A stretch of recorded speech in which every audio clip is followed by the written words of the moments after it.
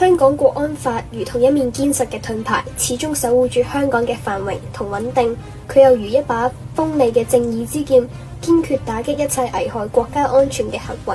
無論係權貴定係普通市民，喺法律面前人人平等。任何違反國安法嘅行為，都將接受公正嘅制裁。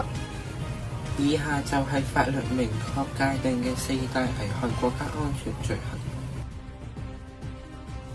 喺香港國安法實施框架下，司法機關同執法部門依法履職緊密配合，法官依法獨立審判，執法機關嚴格偵查取證，共同構建起維護國家安全的法治防線。香港國安法嘅實施成為社會由亂轉治嘅關鍵轉折，昔日動盪不安嘅街頭重歸秩序。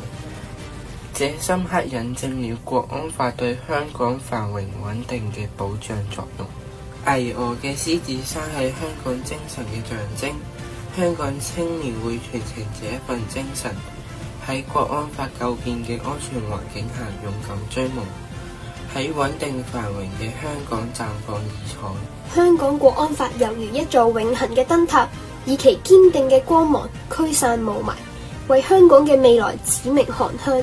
佢亦都係希望嘅象徵，亦係堅實嘅屏障，為700萬人抵禦風浪，守護呢一片家園嘅安寧同繁榮。香港國安法為香港社會奠定了長治久安的基石，在這穩固基礎上，我哋嘅城市得以喺和平穩定中持續發展，推動經濟繁榮同社會進步，共同締造更美好嘅香港家園。